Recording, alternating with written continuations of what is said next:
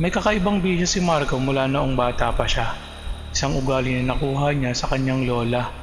Tuwing alas 6 ng gabi, habang nagluluto ng hapunan, mahilig siyang mag-iwan ng isang platitong kanin na may kaunting ulam sa ibabaw ng counter sa kusina, malapit sa bukas na bintana.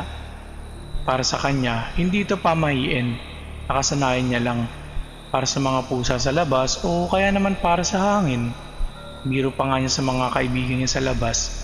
Kapag tinatanong siya kung bakit niya ginagawa yon, isang simpleng gawin ng pagiging mapagbigay na nagbibigay sa kanya ng kapanatagan bago matapos ang araw. Pero may isang bagay na hindi alam si Marco. Ang mga elemento ay hindi marunong mag-iba ng intensyon sa isang imbitasyon. Nagsimula ang lahat nang lumipat siya sa isang lumang apartment malapit sa gilid ng sapa sa probinsya.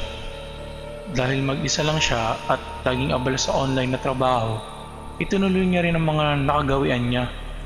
Alas 6 ng gabi, maglalagay siya ng bagong saing na kanin at ulam sa platito, iiwanan sa tabi ng bintana at babalik sa tapat ng laptop niya hanggang madaling araw. Sa unang linggo, napansin niya na laging simot ang platito paggising niya sa umaga. Ang raming pusa rito sa loob-loob niya. Ngunit pagsapit ng ikalawang linggo may nagbago. Habang nagtatype siya sa kwarto, nakarinig siya ng mga mahihinang kaluskos.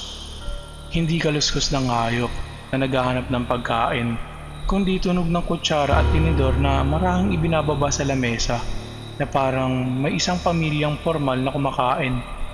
Isang gabi, medyo napuyat si Marco sa tindi ng workload. Pasado alas 2 na ng madaling araw nang lumabas siya sa kwarto niya para uminom ng tubig. Patay ang lahat ng ilaw, maliban sa liwanag ng buwan na tumatagos sa bukas na bintana ng kusina. Pagpihit niya sa may lababo, napatigil siya. May nakaupo sa sahig, sa tabi ng counter. Hindi ito pusa, hugis ito ng isang tao. Pero baluktot ang mga bihas nito at sobrang payat. Animoy kalansay na binalutan ng uling. Ang buhok nito ay mahaba at madungis na lumalaylay sa sahig. Naririnig ni Marco ang tunog na mabibilis at gutom na pagnuya nito. Dahan-dahang lumingon ang nilalang. Wala itong muka, kundi isang malaking hiwa lang ng bibig na puno ng matatalas na ngipin. At ang natira sa mga platito ay hindi kanin, kundi ang mga sariwang lamang loob na hindi alam ni Marco kung saan nanggaling. Salamat sa handog. Bulong ng isang boses na parang pinagsama-samang boses na matanda at umiiyak na sanggol. Araw-araw, tinatawag mo kami. Doon nang nagrehistro sa utak ni Marco ang lahat.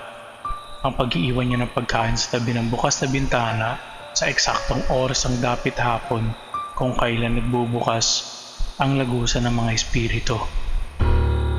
Hindi ito pagpapakain sa mga pusa. Para sa mga elementong ligaw, iyon ay isang alay, isang formal na kontrata, isang paanyaya na pumasok sa kanyang tahanan dahil binibigyan niya sila ng lakas gabi-gabi.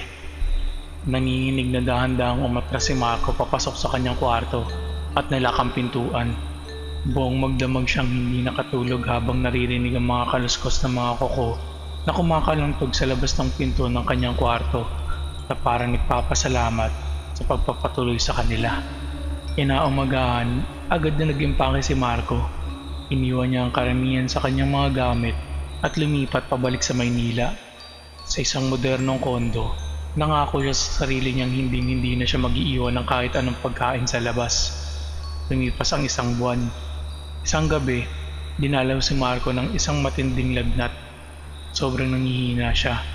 Sa kalagitnaan ng kanyang pagkahilo, hindi niya namalayang tumutunog ang alarm niya para sa gamot. Alas 6 ng gabi. Dahil sa taas ng lagnat at sa automatic na kilos ng kanyang katawan mula sa pagkabata, naglakad siya papuntang kusina. Kumuha ng platito, naglagay ng kakaunting pagkain, at iniwan ito sa counter bago bumalik sa kama para matulog. Nagising siya bandang alas 3 ng madaling araw dahil sa biglang paglamig ng kwarto. Ang aircon niya ay nakapatay pero umuusok ang kanyang hininga sa ginaw. May narinig siyang mararahang pagkatok sa pinto ng kwarto niya. Pagkatapos ay Tunog ng dahan-dahang pagpitik ng pinto na parang may pumasok mula sa dilim sa paanan ng kanyang kama. May narinig siyang pamilyar na paos at pasag na boses. "Salamat, Marco. Akala namin kinalimutan mo na kami. Ang bait mo talaga."